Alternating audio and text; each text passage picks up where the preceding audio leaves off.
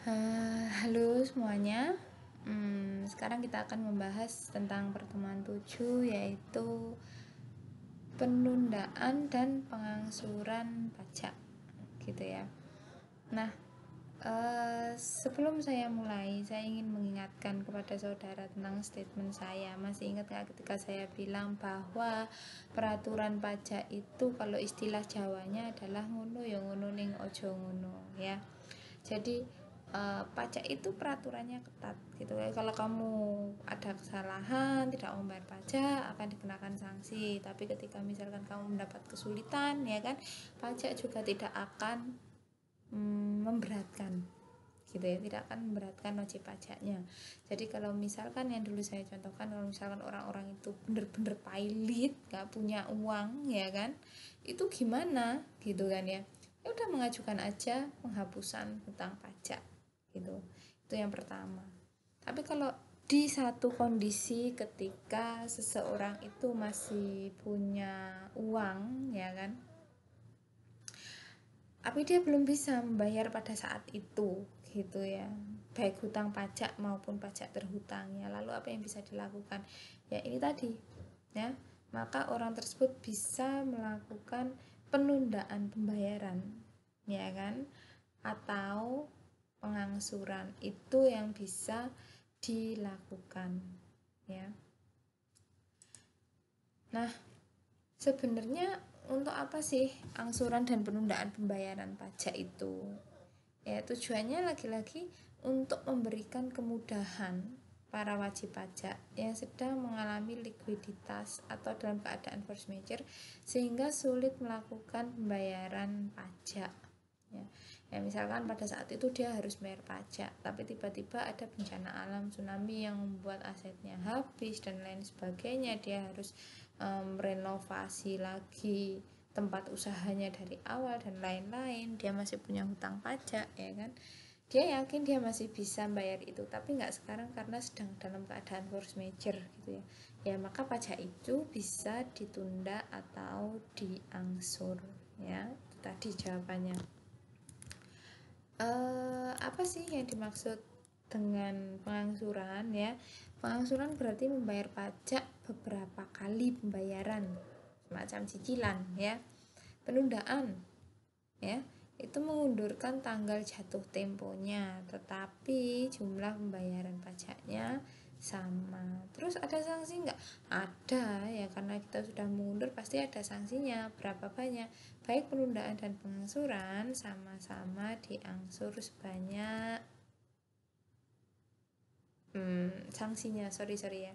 Jadi baik pengangsuran dan penundaan sanksinya itu sama-sama sebesar 2%-nya ya.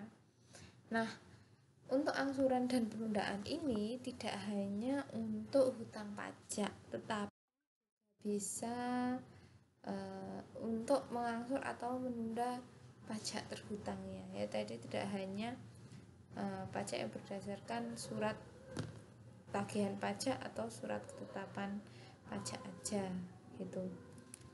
Nah, lalu jangka waktu mengangsurnya gimana gitu ya. Jangka waktu mengangsurnya itu maksimal adalah 12 bulan ya. Itu jangka waktunya. Paling lama 12 bulan, itu pun dengan perhatikan kualitas likuiditas WP-nya ya, memperhatikan tingkat likuiditas WP-nya.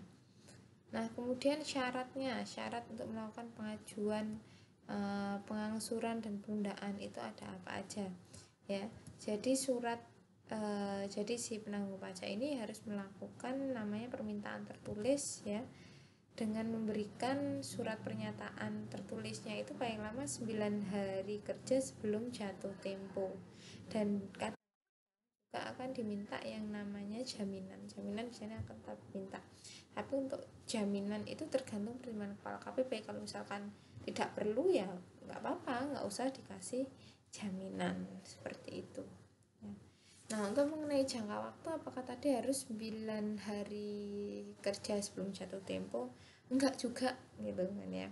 Lagi-lagi ya, yang namanya pajak ini ngono ya ngono ning ojo ngono, itu satu hal yang saya pegang. Kenapa? 9 hari itu ya kalau misalkan kondisinya normal-normal aja. Nah, bagaimana kalau misalkan ternyata si penanggung pajak ini misalkan rumahnya ini jauh gitu ya, atau ketika dia mau mengajukan tiba-tiba ada keadaan force majeure, bencana alam, otomatis kan pasti molor kan ya waktunya. Boleh-boleh aja disampaikan tidak 9 hari sebelum jatuh tempo, itu boleh gitu. Telat boleh, asalkan ada alasan yang jelas ya, karena ada alasan force majeure atau sebagainya yang bisa dirasa masuk akal kenapa dia terlambat menyampaikan surat permohonan angsuran dan penundaan tersebut gitu ya. Nah, tadi itu saya katakan ya, kalau yang namanya permohonan angsuran dan penundaan kan juga harus ada jaminan ya kan. Nah, jaminannya berupa apa aja? Bisa garansi bank, bisa surat kepemilikan barang bergerak ya, bisa penanggungan utang oleh pihak ketiga, sertifikat tanah maupun sertifikat deposito gitu ya. Nah, untuk di pertemuan ketujuh ini nanti saya akan ada tugas untuk saudara. Jadi coba misalkan ya, misal nih ada seseorang yang punya hutang pajak gitu. Hutangnya sebesar 5 juta. Bukan 5 juta, 500 juta, ya kan? Hutang pajak ini akan diangsur sebanyak 10 kali. Hitunglah jumlah sanksi bila ternyata si penanggung pajak akan mengangsurnya 10 kali, itu yang pertama. Kemudian yang kedua, bagaimana apabila si penanggung pajak melakukan penundaan dalam jangka waktu 10 bulan. Hitunglah berapa jumlah sanksi yang harus dibayar, dan kira-kira kalau misalkan diangsur atau ditunda ya kan, itu lebih banyak mana sanksinya ya. Oke, saya rasa cukup ya kan, karena sebagian besar sepertinya sudah jelas, ada contohnya juga di modul. Silahkan dikerjakan dan langsung dikirim di komen yang di bawah ini ya. Dan selanjutnya kita akan bersiap-siap untuk UTS ya. Semoga berhasil semuanya.